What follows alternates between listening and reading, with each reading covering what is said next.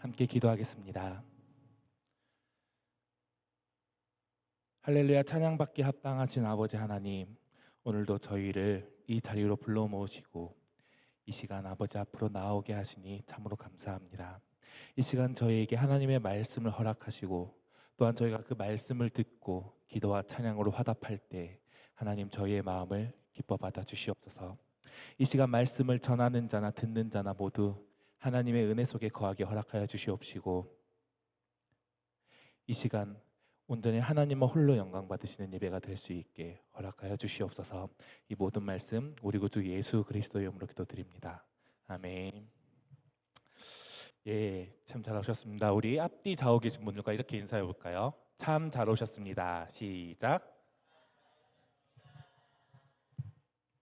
예, 우리 함께 말씀을 읽어보려고 합니다. 오늘 말씀은 룻기 1장 6절에서 9절입니다.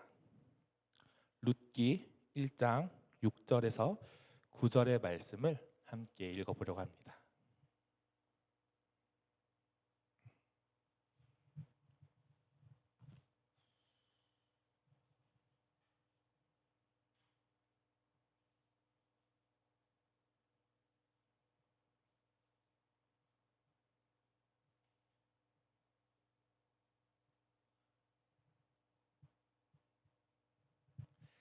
예, 우리 다 찾으셨으면 우리 오늘 짧으니까 한 목소리로 읽어보겠습니다. 6절에서 9절입니다. 시작. 그 여인이 모압 지방에서 여호와께서 자기 백성을 돌보시사 그들에게 양식을 주셨다 함을 듣고 이에 두 며느리와 함께 일어나 모압 지방에서 돌아오려 하여 있던 곳에서 나오고 두 며느리도 그와 함께하여 유다 땅으로 돌아오려 길을 가다가 나오미가 두 며느리에게 이르되 너희는 각기 너희 어머니의 집으로 돌아가라. 너희가 죽은 자들과 나를 선대한 것 같이 여호와께서 너희를 선대하시기를 원하며 여호와께서 너희에게 허락하사 각기 남편의 집에서 위로를 받기 하시기를 원하노라고 그들에게 입맞춤에 소리를 높여 울며. 아멘. 예, 제가 이제 학부를 교육과 쪽을 나왔는데 이제 수업을 들으면서 교수님들이 여러 가지 교육법들에 대해서 이야기를 해주세요. 이제 뭐 질문법도 있고요, 토익법도 있고요, 학생들을 가르치는 방법들이 여러 가지가 있는데 그 중에서 가장 짧은 시간 안에 큰 효과를 볼 수 있는 게 바로 상과 벌을 통한 교육입니다. 우리는 어떠한 목표를 이루기 위해서 우리의 자녀들을 가르치거나 학생들을 가르칠 때 어떠한 목표에 가장 효율적으로 다다르게 하기 위해서 상을 내어 걸기도 합니다. 이걸 이루면 내가 이걸 줄게 라고 하면서 말이죠. 이렇게 상을 걸어주면 아이들이 그 목표를 다다르는데 정말 열심히가 된다는 거죠. 진짜 효과적인 방법이 될 수 있습니다. 특히 눈에 보이는 상을 보여주면 굉장히 효과를 볼 수 있죠. 예전에 우리가 이제 많은 교회들에서 특히 이제 교회 학교에서 전도를 할 때 친구를 데려온다고 하면 뭘 준다 했죠? 예? 예, 문화상품권을 준다라고 하지 않나요 보통? 아닌가요? 저희 포항 지역에서만 그랬나요? 갑자기 얼굴이 빨개지네요. 저희는 문화상품권을 준다라고 했거든요. 그러니까 친구들이 많이 왔어요. 근데 이제 포항 지역에는 이렇게 포항 지역만 그런가요, 순사님 혹시? 저희가 전도를 하면 상품이 굉장히 많았었어요. 근데 그 중에서 제 기억 속에 가장 남는 큰 상품이 뭐였냐면 포항 지역에서도 꽤 크다고 하는 교회였습니다. 언뜻 건물만 보면 포항시청이라고 볼 수도 있는 교회예요. 거기에 진짜 큼지막하게 현수막이 걸렸어요. 전도왕에게는 모닝을 준다. 그 모닝, 그 경차, 그걸 준다고 떡 붙어져 있는 거예요. 와, 그거 볼 때마다 진짜 입이 쩍 벌어져. 저 교회, 잠시만 우리 바로 옆에 있는데 하면서 생각을 하게 되더라고요. 자, 이렇게 눈에 보이는 상품을 걸면 굉장히 사람이 열정적으로 변할 수가 있어요. 이렇게 상과 벌을 통한 교육은 굉장히 효과적이지만 하이 리스크 하이 리턴이라고 하죠. 굉장히 큰 단점도 가지고 있다라는 겁니다. 처음에는 학습자들이 이 상을 얻기 위해서 목표치에 다다르는데 굉장히 열심히 노력을 해요. 그런데 이것이 반복되다 보면 목표를 이루는 게 목표가 되는 게 아니라 상을 얻는 게 목표가 되죠. 목표를 이루는 것과 상을 얻는 것, 이 두 가지가 바뀐다라는 겁니다. 제가 실제로 있었던 일인데, 제가 이제 모교회에서 이제 신학교를 다니면서 모교회에서 이제 아동부 교사로 사역을 교사로 봉사를 할 때였어요. 봉사를 할 때 이제 저희 포항 지역의 애들이 이제 문화 상품권을 많이 준다고 하니까 이제 전도가 많이 되잖아요. 그런데 어떤 애들은 이제 문화 상품권을 받으려고 한 주는 A 교회 갔다가 한 주는 또 B 교회 갔다가 C 교회 갔다 이렇게 돌아다닌다라는 거예요. 그런데 옆에 있는 큰 교회에 이제 저의 친한 목사님께서 전화가 하러 오셨어요. 지금 우리 아동부 예배인데 너희 교회가 가방을 메고 여기 왔더라. 근데 제가 아동부 교사를 하고 있는데 저희 애가요? 그게 어제 안 왔는데 마음 너무 아프더라고요. 제가 이렇게 상품을 걸고 뭐 상을 주겠다고 하면 효과는 뛰어날 수 있지만 그 반대로 이제 부작용도 너무 심할 수 있다라는 겁니다. 이처럼 상과 벌을 통한 교육에는 목적 전도 현상이라는 큰 단점이 있습니다. 원래 상을 준다라는 게 목표를 이루기 위한 수단이었지만 그 수단이 언제부턴가 목적이 되어서 상을 받기 위해서 목표를 이룬다라는 거죠. 오늘의 말씀은 구약의 책 중에서 역사책 중에서도 가장 짧은 룻기의 말씀입니다. 오늘 말씀을 통해서 우리가 신앙의 이 목적 전도 현상이 얼마나 위험한지에 대해서 우리가 함께 좀 나눠보려고 합니다. 룻기 1장 1절을 보면 이 룻기 말씀의 시대적 배경을 알려주고 있습니다. 시대적 배경은 사사들이 치리하던 때라고 이야기를 하고 있어요. 사사들이 치리하던 때, 즉 사사시대라는 거죠. 우리 이 룻기 앞에 있는 사사기의 시대적 배경으로는 연장성산에 있다라고 볼 수 있습니다. 이 사사기는 특별한 구조를 하나 가지고 있어요. 어떤 구조냐면 이스라엘 백성들이 죄를 저질러요. 그러면 하나님께서 그 죄에 대해서 심판을 내리십니다. 그럼 이스라엘 사람들이 하나님이 내리신 심판이 너무 힘들고 어려워서 하나님께 부르짖어요. 도와달라고. 그러면 하나님은 그 부르짖음을 들으시고 그들을 구원해 주세요. 사사들을 보내서. 그러면 평화의 시대가 도래합니다. 그러면 또 죄를 저질러요. 그럼 또 심판하세요. 또 부르짖어요. 또 구원해 주세요. 또 죄를 저질러요. 이것이 반복되는 순환 구조를 사사기의 순환 구조라고 해서 이야기합니다. 그런데 오늘 말씀에 보니까 사사들이 치리하던 때 그 땅, 이스라엘 땅에 흉년이라는 고난이 찾아왔다고 합니다. 이 고난의 의미가 무엇일까요? 바로 이스라엘 백성들이 죄를 저질렀다라는 거예요. 그들의 죄로 인해서 하나님께서 그들에게 흉년이라는 심판을 내리셨다라고 합니다. 그런데 그 죄의 단편적인 모습이 그 바로 뒤에 이어서 보여지고 있습니다. 엘리멜렉이라고 하는 베들레헴 출신의 한 사람이 있는데 나오미의 남편이죠. 그 엘리멜렉이 아내 나오미와 두 아들을 데리고 이스라엘을 떠났다라는 거예요. 이 떠남이 그들의 죄라고 하는 것입니다. 왜 이 떠남이 이스라엘을 떠나는 것이 왜 죄일까요? 그들에게 거주 이전의 자유가 없어서, 우리가 아는 어떤 나라처럼 거주 이전의 자유가 없어서 그들에게 죄가 됐을까요? 아니요. 사실 그들에게 뭐 거주 이전의 자유가 있었는지 없었는지 저는 잘 모르지만 이스라엘 백성이라면 누구나 감당해야 될 의무가 하나 있어요. 바로 1년에 3번 이 3대 절기, 뭐죠? 무교절, 칠칠절, 초막절, 이 3대 절기에는 하나님께서 택하신 곳 예루살렘에 와서 예배를 드려야 된다는 거예요. 그런데 이스라엘을 떠났다라고 하는 것은 이 의무를 다하지 않겠다라는 겁니다.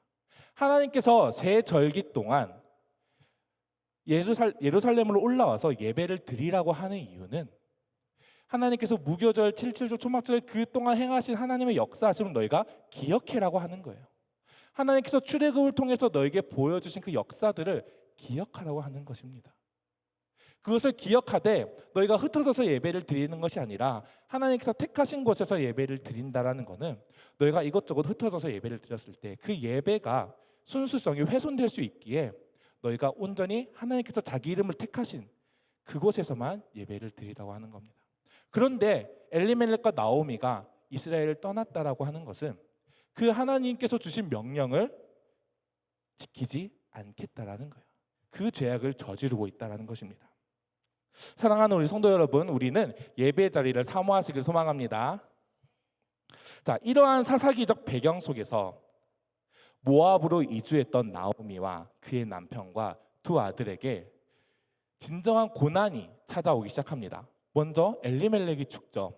엘리멜렉이 죽고 다행히도 두 아들은 모압의 이방 여인들과 결혼을 합니다.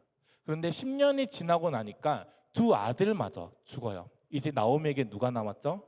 나오미와 이방 며느리 룻과 오르바, 이렇게 세 여인만이 남았습니다. 이러한 상황 속에서 나오미에게 한 가지 특별한 소식이 들려요. 바로 흉년이 들었던, 자신이 떠나왔던 이스라엘에 하나님의 돌보심이 있으셔서 양식을 주셨다 하는 것입니다. 10년 만에 양식을 주셨대요. 있는 곳 이스라엘에게, 그리고 나오미처럼 이스라엘을 떠났던 자들에게는 너무나도 기쁜 소식이었습니다. 복된 소식이었죠. 우리는 이것을 복음이라고 부릅니다. 이 기쁜 소식을 들은 나오미는 즉각적으로 반응합니다. 두 며느리를 데리고 모압 땅을 떠나 이스라엘로 향해 걸어가죠. 7절의 말씀을 보니까 처음 출발할 때 나오미는 두 며느리와 함께 그 땅을 떠납니다. 잘 가요, 이스라엘 향해서. 그런데 가다가 멈춰서서 갑자기 나오미가 두 며느리에게 자신을 떠나라고 이야기하면서 그들을 위해 하나님께 기도를 하기 시작합니다. 우리 8절에서 9절을 다시 한번 읽어볼까요? 시작.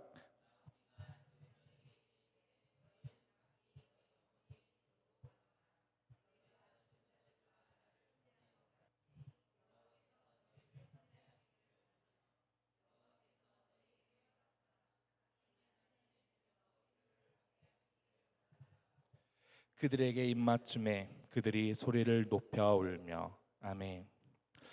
나오미는 이 말씀에서 두 며느리를 위해서 하나님께서 그들에게 선대하시고 위로하시기를 원한다라고 이야기합니다. 여기서 선대하다, 이 말은 이제 히브리 원어로 헤세드 아사라고 해서 그 뜻은 인자하다, 자비롭게, 연민을 가지고 선하게, 인자하게, 자비롭게, 연민을 가지고 선하게 대하다라는 뜻입니다. 그리고 위로하다라는 말은 메누아라고 해서 휴식과 평안을 주다라는 뜻을 가지고 있습니다. 나오미는 두 며느리를 자신에게서부터 떠나보내며 하나님께 이렇게 기도하는 겁니다. 하나님께서 그 두 며느리를 자비롭고 인자하게 여기셔서 그렇게 돌보셔서 그들이 평안과 휴식을 누리며 살기를 원한다라고 기도하고 있는 것입니다. 그런데 이 나오미의 기도가 언뜻 보면 괜찮아 보이지만 좀 이상한 점이 있다라는 겁니다. 제가 가끔 찾아서 듣는 목사님 설교가 하나 있는데 거기서 이 기도를 이렇게 이야기하더라고요. 이율배반적인 기도라. 이율배반이 무슨 뜻이냐면 서로 모순되는 두 가지의 명제가 함께 있다라는 거예요. 모순이 된다라는 거예요. 자, 나오미의 기도를 제가 조금은 좀 적나라하게 표현을 해보자면 이런 이야기입니다. 너희는 이제 너희 고향 땅, 어떤 땅이요? 하나님을 믿지 않는 이방인들의 땅으로 돌아가라. 그리고 거기서 살아.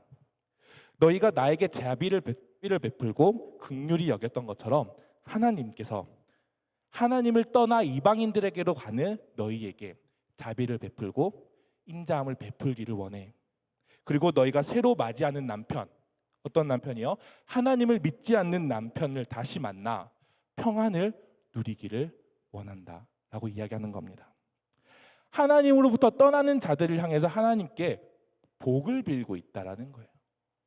아니, 나오미 자신은 하나님께서 구원하여 주셨다라는 복음을 듣고 이스라엘로 향해 가면서 자신에게 소중했던 그 두 며느리는 자신으로부터 떠나보내면서, 아니, 하나님께로부터 떠나보내고 있다라고 하는 것입니다. 왜 그녀는 이렇게 기도를 하였을까요? 누가 봐도 하나님께서 들어주지 않으실 것만 같은, 하나님이 기뻐하지 않으심이 확실한 이런 기도를 왜 그녀는 드렸을까요? 6절의 말씀을 보면 그 여인이, 여기서 여인은 나오미죠, 모압 지방에서 여호와께서 자기 백성을 돌보시사 양식을 주셨다 함을 듣고, 나오미는 분명 이스라엘에서 모압까지 들리는 이야기를 들었어요.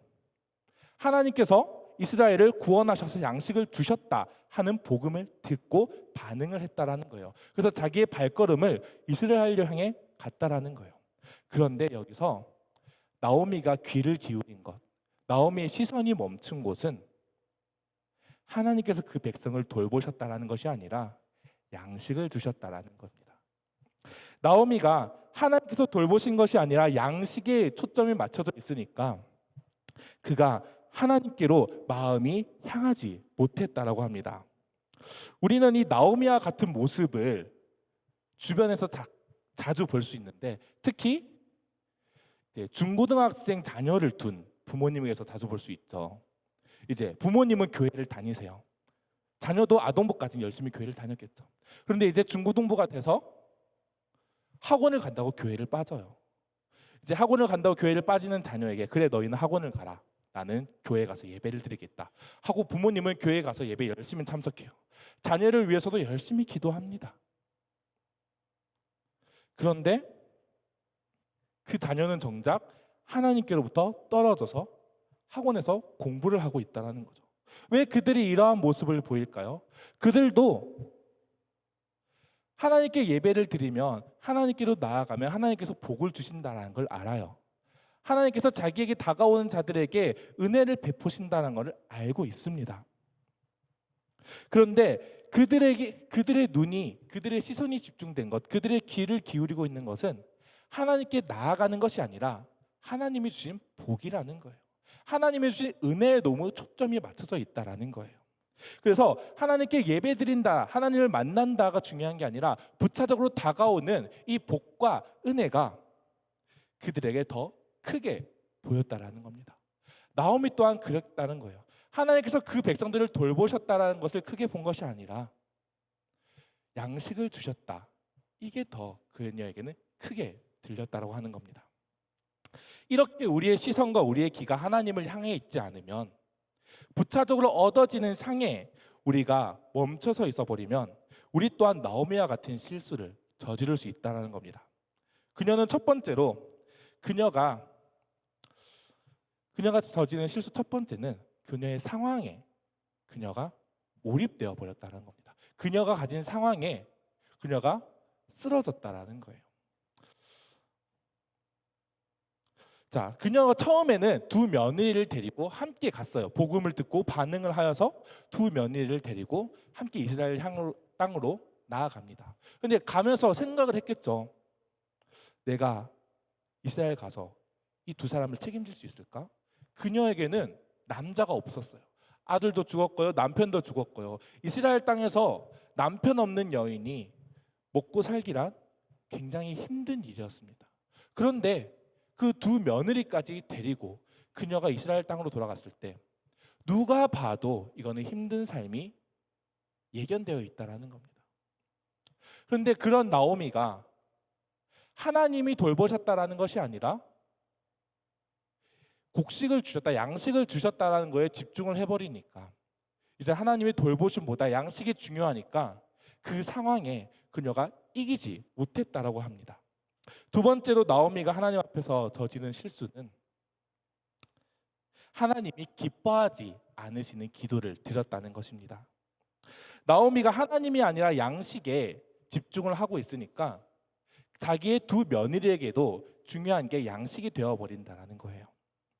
하나님을 만나는 것이 중요한 것이 아니라 배를 굶지 않고 평안한 삶을 사는 것이 내 두 며느리에게 중요하게 여겼다라고 하는 것입니다. 그러니까 그 두 며느리가 하나님을 만나는 것보다 그냥 편안하게 살게 해주세요 라고, 중고등부 자녀를 둔 부모님들이 우리 애들 교회 안 나가도 괜찮으니까 하나님 우리 애들 좋은 성적 받아서 좋은 대학 가서 좋은 직장 얻어서 편안하게 살게 해주세요 라고 기도드리는 것과 똑같다라는 것입니다.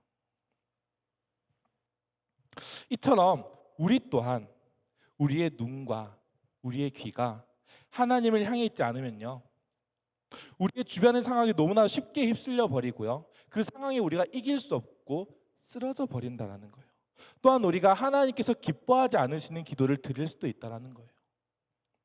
사랑하는 우리 성도 여러분, 우리 또한 지금 복음에 하나님께서 우리를 만드시고 하나님께서 예수 그리스도를 통하여서 우리를 구원하시고 그 영원한 하나님 나라에 우리를 초대하셨다라는 그 복음에 반응하여서 이 자리에 왔습니다.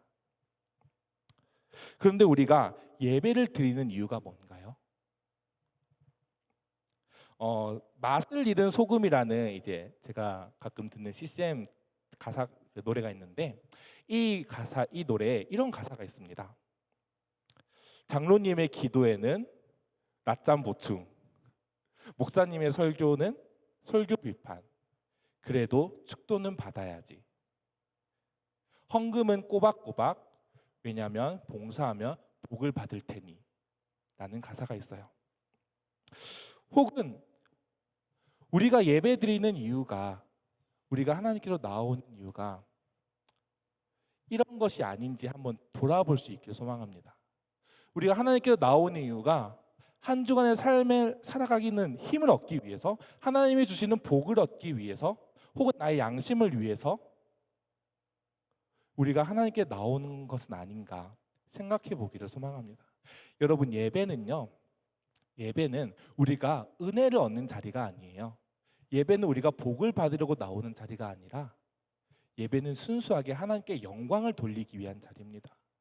예배는 우리가 하나님과 인격적인 교제를 나누고 하나님의 말씀을 듣고 하나님께 영광을 돌리기 위한 자리, 그곳이 바로 예배입니다. 물론 예배하러 나오는 모든 자들에게 하나님은 은혜를 허락하실 겁니다. 예배하러 나오는 모든 자들을 하나님께서 붙드실 거예요.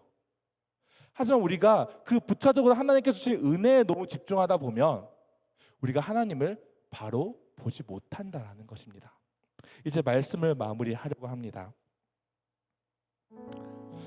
사실 우리가 이런 이야기를 나눌 때 우리가 모르지 않아요. 우리가 하나님만 바라봐야 되고, 우리가 세상의 것보다는 하나님의 것을 더 집중해야 되고, 말씀을 더 가까이 하고 늘 기도함에 힘써야 된다는 걸 알고는 있어요.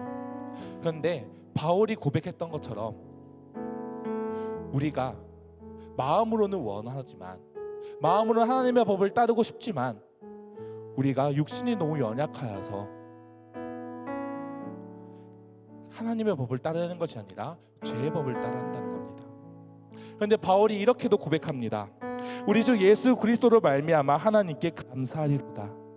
하나님께서 우리를 도우시면 우리가 가능하다라는 거예요. 우리 힘으로는 늘 쓰러질 수밖에 없고, 우리 힘으로는 늘 넘어질 수밖에 없고, 우리의 눈은 은혜에 초점이 맞춰 있고 복에 초점이 맞춰 있지만, 하나님께서 우리를 도우신다면 우리가 복이 아니라, 은혜가 아니라, 양식이 아니라 하나님께서 우리를 돌보신다는 사실에 우리가 초점을 맞출 수 있다는 거예요. 그래서 두 며느리를 놓고 가는 것이 아니라 두 며느리의 손을 잡고 함께 하나님의 돌보심 안으로 들어갈 수 있다는 것입니다. 사랑하는 우리 성도 여러분, 먼저 하나님께 영광을 돌리고 하나님과 인격적인 만남을 가지는 예배를 드리기 소망합니다. 이 예배 시간 안에서 우리가 하나님을 만나는 데 집중할 수 있게 소망합니다. 하나님께 우리가 가진 모든 영광을 올려드리는 그런 우리 고향교회 성도 여러분 될 수 있기를 간절히 소망합니다. 우리 함께 찬양하겠습니다.